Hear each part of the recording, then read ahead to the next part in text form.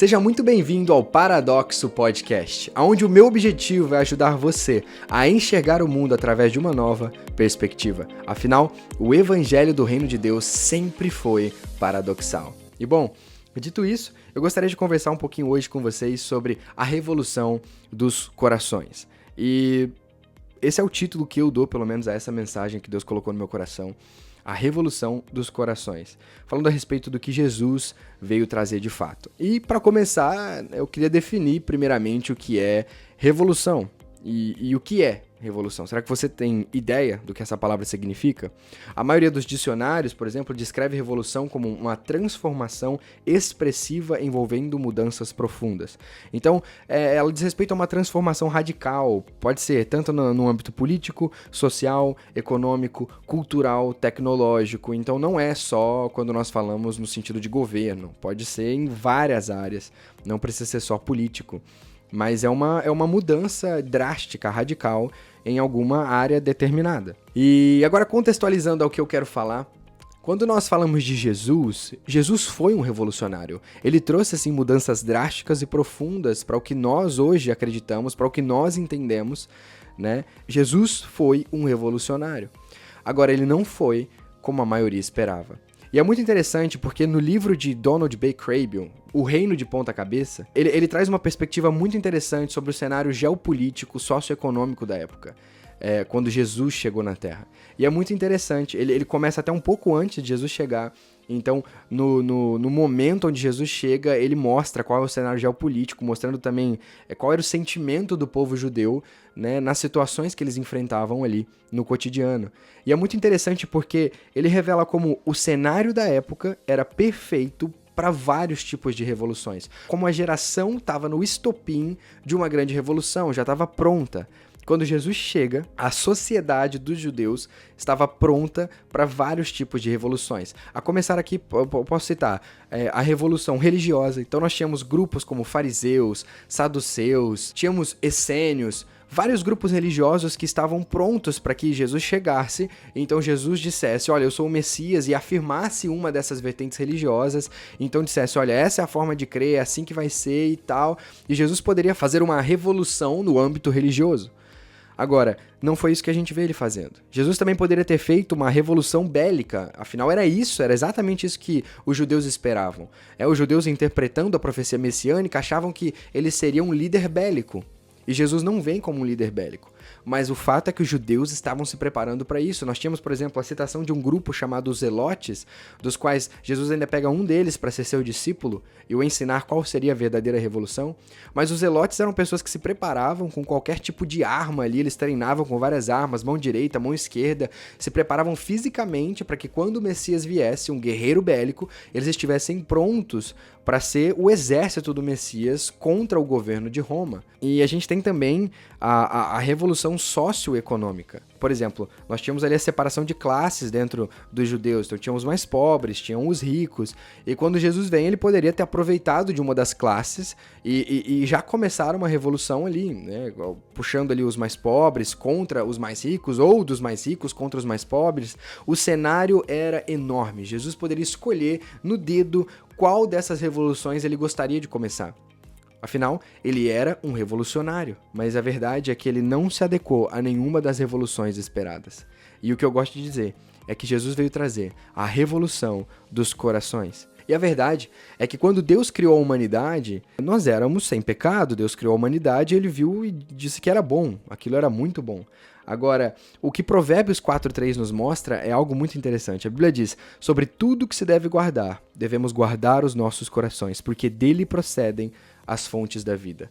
Sabe, do nosso coração sai o desejo, a boca fala do que o coração tá cheio, e do que o coração tá cheio é o que nós vamos demonstrar no nosso viver. Mas o coração do homem não foi guardado, e nós deixamos o pecado entrar. É isso que acontece em Gênesis, quando Adão e Eva decidem comer do fruto e desobedecer a Deus voluntariamente. E aí Deus pode olhar para isso e dizer, viu o Senhor que a maldade do homem havia se multiplicado sobre a terra e que era continuamente mal todo o desígnio do seu coração. Isso é Gênesis 6, verso 5, o próprio Senhor dizendo, todo o desígnio do coração do homem, todo o intento, todo o desejo do coração do homem agora se inclinou a fazer o mal. e já não há mais desejo bom no coração. E aí Jeremias 17:9 continua, então isso foi em Gênesis, mas isso não acabou. O problema continua e vai se estendendo por todas as escrituras. E nós vemos ali durante todo o período do Antigo Testamento, Deus falando por várias vezes, eu preciso mudar o coração desse povo, existe problema no coração. O profeta Jeremias, no capítulo 17, verso 9, diz: enganoso é o coração, mais do que todas as coisas, e desesperadamente corrupto, quem o conhecerá? Em Mateus capítulo 15, a Bíblia diz: não é o que entra pela boca que contamina o homem, mas o que sai da boca. E isto sim contamina o homem. O que sai da boca vem do coração, e é isso que contamina o homem. Aqui Jesus já está fazendo a declaração. O que foi dito por todo o Antigo Testamento, e parece que os homens não entendiam. Jesus voltou a dizer: gente, não é o que está saindo da boca de vocês que está contaminando vocês. Não está vindo de fora. A contaminação não está vindo de fora. O coração do homem está errado. E o texto continua em Mateus capítulo 15. Porque do coração procedem os maus desígnios, homicídios, adultérios, prostituição, furtos, falsos testemunhos, blasfêmias. São estas as coisas que contaminam o homem. O homem se corrompeu e carecia de uma revolução. Afinal, se uma revolução é uma transformação radical, eu estou lhe dizendo, o homem perdeu no seu coração a sua pureza, a sua santidade, já não caminhava mais para o lugar correto e ele precisa de uma mudança radical. Esse é o cenário que Jesus chega e esse é o cenário que Jesus tenta mostrar para as pessoas. A verdadeira revolução não está nos problemas externos, não é uma revolução política que Jesus veio trazer, não é uma revolução socioeconômica que Jesus veio trazer, não é uma revolução de classe, não é uma revolução de nada a não ser que seja a revolução do coração. Primeiramente, ela é uma revolução dentro dos corações, porque esse é o verdadeiro problema. Não existe o governo político que resolva o problema dos corações humanos caídos. Não existe um movimento social que resolva um problema dentro do coração humano. Não existe movimentos externos, medidas externas que resolvam um problema interno dos nossos corações. E a verdade é que ninguém está disposto a assumir a culpa. Sabe, quão fácil é apontar o dedo e dizer, não, o problema é isso, o problema é aquilo, o problema é esse tipo de governo político, o problema é essa classe social, o problema é ele, o problema é o meu vizinho, o problema é aquele cara lá, o problema são os ricos, os problemas são os pobres, o problema... E quão fácil é culpar alguém pelos problemas da humanidade? Mas será que nós estamos dispostos a assumir a culpa? Porque a verdade é que todos nós fazemos parte do problema. Sabe, todos querem se excluir da culpa. Ninguém quer dizer, ninguém quer assumir que faz parte disso. Ninguém quer ser consertado. E por isso nós continuamos caminhando para o buraco. Jesus veio fazer exatamente o contrário, consertar a nossa vida por dentro. E nós queremos consertar a nossa vida por fora. A verdade é que Deus em nós é a nossa esperança. Deus dentro de nós, do nosso coração. E essa é a mensagem de Jesus. Existe uma transformação por dentro. E quando Jesus chega, muitos têm a falsa impressão de que o ministério começa quando Jesus tem 30 anos de idade. Na verdade, a mensagem de Jesus... essa mensagem de arrependimento, de salvação, de cruz, ela começa com João Batista. É por isso que a Bíblia diz que era necessário que viesse aquele que prepararia o caminho do Senhor. A voz que clama no deserto, que prepararia o caminho do Senhor. João Batista é o princípio do Evangelho. João Batista traz a mensagem de arrependimento, porque antes de Jesus precisa vir o arrependimento. O arrependimento do nosso coração, das nossas decisões erradas, do nosso pecado. Se nós não nos arrependermos, não entendermos que fazemos parte da culpa, não tem como Jesus vir e morrer por nós e perdoar os nossos pecados. Não existe transformação, não existe revolução antes de que nós possamos nos arrepender e entender que somos pecadores e precisamos de transformação. Nós fazemos parte do problema. E é isso que eu vim te dizer. Você faz parte do problema junto comigo. Mas existe uma mensagem de esperança, existe uma mensagem de revolução e nós faremos parte dela. Sabe, em João, capítulo 16, verso 7, a Bíblia entrega uma grande chave para o nosso futuro e para a nossa vida hoje como cristãos. Jesus diz, é melhor para vocês que eu vá. Jesus é que estava falando para os discípulos no fim do seu ministério, quando ele já tinha ressuscitado e ele estava prestes ali a subir e ser assunto aos céus. Então ele diz para os discípulos, é melhor para vocês que eu vá embora, é melhor que eu vá, porque se eu não for, o Consolador não virá. E a palavra que é muito interessante, porque quando Jesus fala sobre o Espírito Santo, ele fala de outro da mesma espécie, ou seja, Deus como ele. Mas essa profecia não é nova, ela está desde o Antigo Testamento sendo declarada. Em Ezequiel, capítulo 36, verso 27, a Bíblia já nos dizia: porei dentro de vós o meu Espírito, diz o Senhor, e farei que andeis nos meus estatutos e guardeis os meus juízos e os observeis. Jesus, ele veio trazer uma mensagem que não é nova, já estava sendo declarada por Deus há muito tempo, mas nós parece que não conseguimos entender. O nosso coração estava errado e Deus precisava mudar aqui dentro o que estava errado. E nós permanecemos culpando as pessoas lá fora, nós permanecemos culpando os outros, culpando atitudes exteriores, quando o problema sempre esteve aqui. E a verdade é que o Espírito Santo, o Consolador que Jesus enviou, ele é quem nos ajuda a transformar os nossos corações de volta ao que deveriam ser.